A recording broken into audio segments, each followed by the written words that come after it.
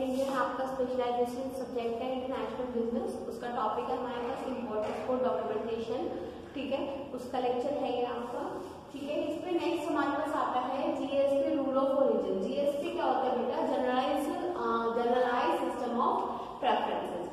System of preferences क्या होता है बेटा? जो कंट्रीज होती हैं उसके साथ ऐसा होता है कि इस कंट्री को प्रेफरेंस देनी है एक्सपोर्ट के लिए और इस कंट्री को नहीं देनी है, ठीक है।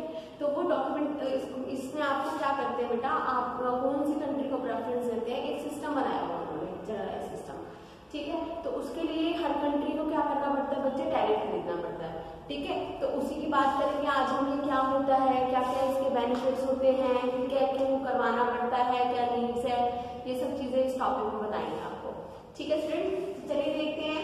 Generalise system of preferences is a preferential tariff system extended by developed country.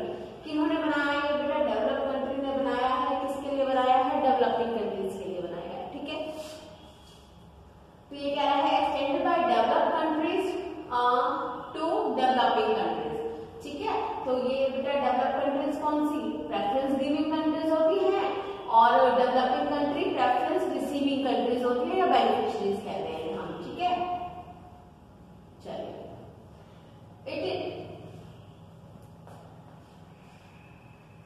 it involves reduced MFN tariffs or duty-free entry of eligible products exported by beneficiary countries to the market of the donor country, ठीक है। तो इसमें आपको क्या होता है बेटा? इसमें इस रूल में क्या होता है आपका जीएसपी रूल में? इसमें कुछ आपके ऐसे होता है जो ड्यूटी फ्री एंट्रीज हैं, मतलब एक्सपोर्ट के जो प्रोडक्ट ऐसे हैं जिन पे कोई ड्यूटी नहीं लगती है, एक्स्ट्रा चार्जेस वगैरह नहीं देने पड़ते, वो सब चीजें भी डिफाइन की हुई है, ठीक है। किस एक्सपोर्ट जो बेनिफिशियरी कंट्री एक्सपोर्ट करेगी to the market of donor countries, ठीक है। मतलब आपका इसको डेवलपिंग कंट्रीज को जो डेवलपिंग कंट्रीज जो डेवलप कंट्री को एक्सपोर्ट करेंगे, ठीक है। चलिए बेनिफिट देखिए जीएसपी के। Indian exporters benefit indirectly through the benefit that can accrue to the importer by the way of reduced tariff और ड्यूटी एंट्री ऑफ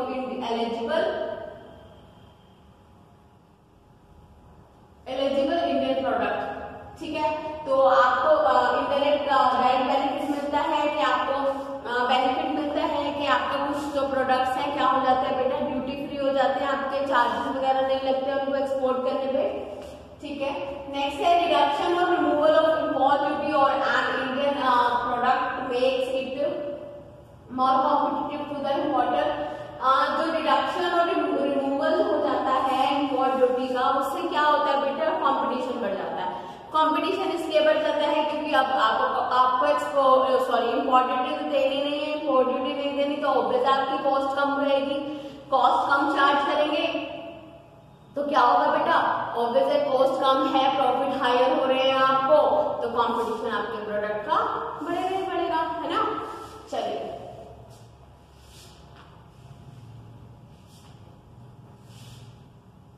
और आपकी ये कह रहा है कि कॉम्पिटिटिव बढ़ जाएगा और अदर थिंग जैसे बीइंग इक्वल और बाकी सब चीजें सेम रहेंगी, दैट इज क्वालिटी। क्योंकि क्वालिटी चेक तो आपको करवाना ही पड़ता है, बिना क्वालिटी चेक कराए तो आप कोई भी चीज एक्सपोर्ट कर ही नहीं सकते हैं, तो दैट मीन्स क्वालिटी भी आपकी स्टैंडर्ड है ना, और कॉम्पिटिशन भी बढ़ गया उसके बावजूद, ठीक है। तो ये सब चीजें होती है, जीएसपी का बेनिफिट है आपका। This tariff preference help new exporter to penetrate a market and establish exporter to increase their market share। आपका ये जो टैरिफ होता है न्यू एक्सपोर्टर को मार्केट को समझने में हेल्प करता है, अपने एक्सपोर्ट को एस्टैब्लिश करने में और मार्केट शेयर को इंक्रीज करने में हेल्प करता है, and to improve upon the profit margin improve करने में हेल्प करता है डॉलर कंट्री में, ठीक है, in the dollar country. Countries that extend GSP benefit, अब देखिए कौन कौन सी कंट्रीज हैं जो जीएसपी बेनिफिट एक्सटेंड करती हैं आपका। तो ये जीएसपी 29 डेवलप्ड कंट्रीज हैं आपकी, सच एज ऑस्ट्रेलिया है, रिपब्लिक ऑफ बुल्गारिया है, EU मेंबर्स हो गए, स्टेट्स, कनाडा हो गया, republic of Hungary, Austria, Italy, ये है आपका चेक republic, republic of Poland and Belgium, Luxembourg, European union, ठीक है। तो ये और in addition it is understood that Kazakhstan, Kyrgyzstan, ठीक है, Lithuania and Ukraine may also be allowing preferential direct treatment to select Indian girls, ठीक है। तो इन सबको इंडियन रूल्स वो करने के लिए, टैरिफ को, ट्रीटमेंट को सिलेक्ट करने के लिए मिलते हैं, आपको छूट मिलती है। तो एलिजिबल प्रोडक्ट्स बता रहे हैं आपको। एलिजिबल प्रोडक्ट्स देख लीजिए, only such products of beneficiary country like India, जैसे कि इंडिया है, उसके वो वाले product that fulfil the requirement of the rules of origin. Rules of origin की रिक्वायरमेंट को आपका फुलफिल होनी चाहिए। रूल्स ऑफ ओरिजिन का क्या मतलब है कि आपका इंडिया के अंदर ही बने हो, ठीक है, आप बाहर से कहीं से एक्सपोर्ट करके और इंपोर्ट करके कहीं पर एक्सपोर्ट तक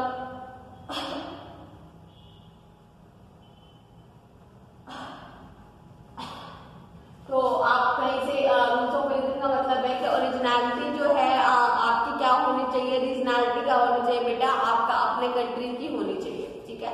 तो रूल्स ऑफ ओरिजिन में एकदम होता है बाय फॉलोइंग कंट्रीज की are considered eligible for potential tariff treatment on import into the market of donor countries. तो पोटेंशियल टैरिफ ट्रीटमेंट जो भी है आपका इंपोर्ट का डोनर कंट्री का, उसकी डिटेल होनी चाहिए under the point 3। For example, in case of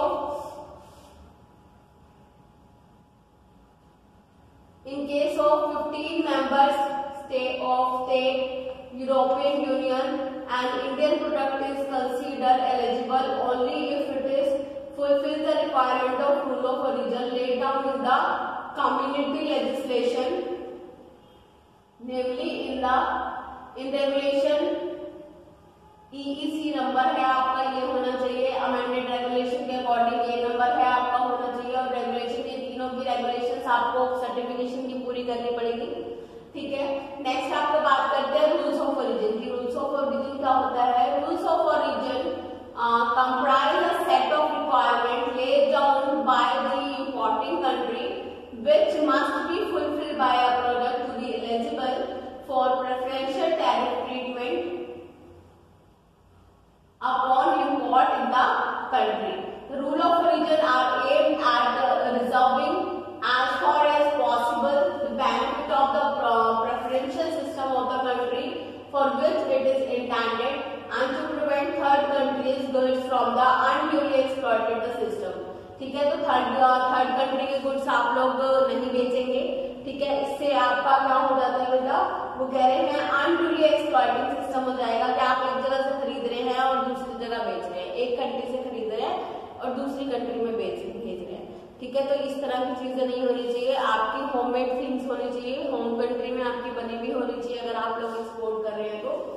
this may be of particular importance in case of national quarters and ceilings are reintroduced. On the other hand, the need of industries to source the raw material and semi-manufactured product or parts from the other countries are taken into account, ठीक है। तो ये सब चीजें भी आती हैं इसमें। अगर आप रॉ मटेरियल वाली चीज है या सेमी मैन्युफैक्चर प्रोडक्ट या पार्ट्स है तो वो चीजें भी अकाउंट में कंसीडर की जाएगी bye accepting in many cases third country content, ठीक है। तो ये बहुत सारे केसेस में आपकी, अगर आप लोग रॉ मटेरियल भी अदर कंट्री में यूज कर रहे हैं या फिर आप सेमी मैन्युफैक्चर्ड चीज ला रहे हैं वहां से उसमें कुछ चेंजेस कर भेज रहे हैं, तब भी आपकी वो क्या कहलाएगी बेटा, थर्ड कंट्री मैन्युफैक्चर्ड कहलाएगा, ठीक है। तो आप डिफॉल्टी माने जाएंगे, तो आप इस पर डील नहीं कर सकते हैं, ठीक है, एक्सपोर्ट नहीं कर सकते हैं। There are 3 components of rule of origin. 3 components है।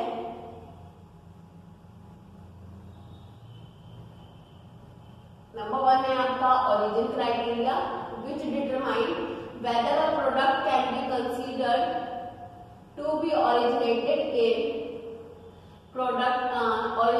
इन the beneficiary country. Beneficiary country में बना हुआ होना चाहिए the country from where the goods are exported, ठीक है। वहीं से होना चाहिए जहां से गुड्स एक्सपोर्ट हो रहे हैं वहीं की मैन्युफैक्चरिंग भी आपकी होनी चाहिए, ठीक है। नेक्स्ट आपका transport condition will specify mode of transportation from the country of export to the country of consignee in order that the goods in question qualified for preferential tariff treatment upon import of the country of consignee. Third है आपका documentary evidence that will serve as the proof of goods to be granted GSP benefits at the border of the donor country. ठीक है, आपका GSP benefit आ जाएगा इसमें।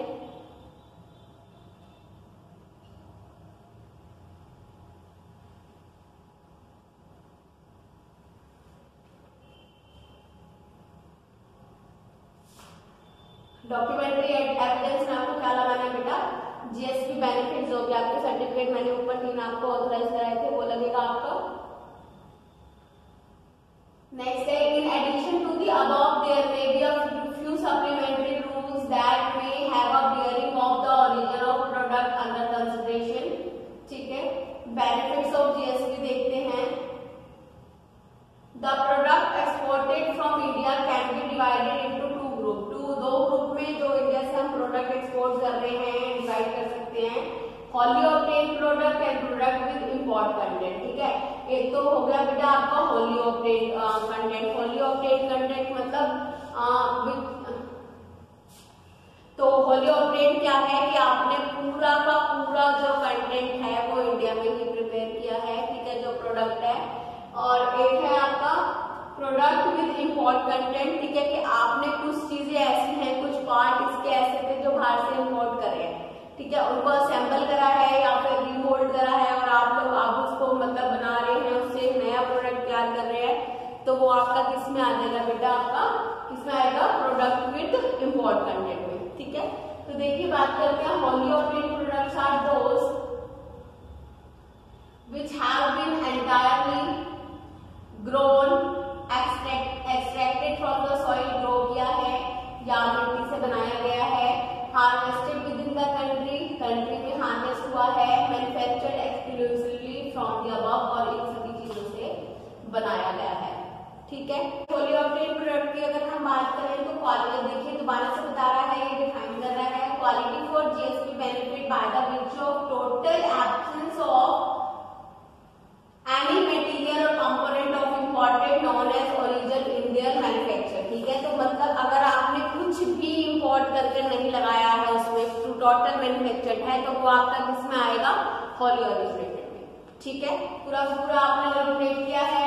Next है आपका product with import content are manufactured wholly और partly from the materials, parts और components imported into India और नॉन अननोन ओरिजिन। ठीक है, कि कोई पार्ट वगैरह है इंडिया में कहीं और वो हुआ है, आपका इंपोर्ट हुआ है इंडिया में, कल किसी और ने इंपोर्ट किया था, आप उससे ले रहे हैं, या फिर कोई अननोन ओरिजिन है, उसका ओरिजिन ही कुछ नहीं है कि कहाँ पर बना है वो। ठीक है, तो वो आपका किसमें आएगा, प्रोडक्ट विद इंपोर्ट कंटेंट में आ जाएगा। ठीक है, तो products with import content qualified for the GSP if the material parts और कंपोनेंट ऑफ इंपोर्टेड और unknown origin used in their manufacture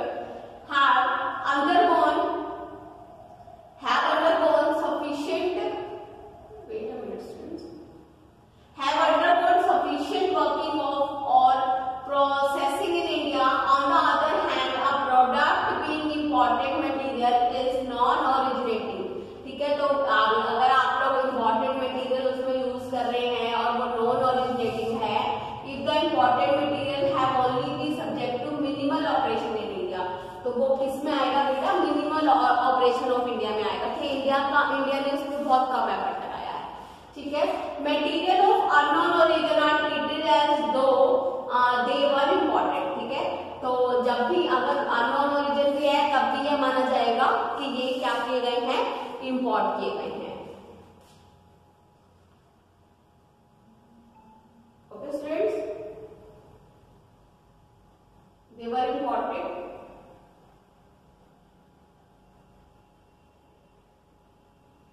ठीक है, तो ये आपका है पूरा का पूरा किसका,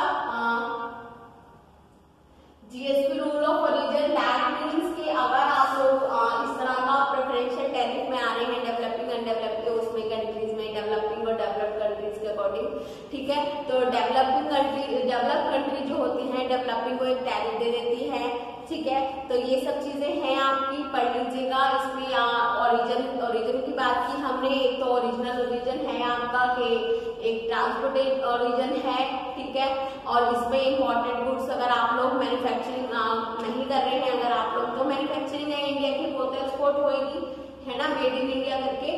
बट जो मैन्युफैक्चरिंग नहीं है का मतलब कि आप इम्पोर्टेंट गुड्स तो भेज नहीं सकते हैं कि आप एक जगह से इम्पोर्ट कर रहे हैं और एक जगह उसको एक्सपोर्ट कर रहे हैं, ये काम तो एक्सपोर्ट में होता ही नहीं है, ठीक है।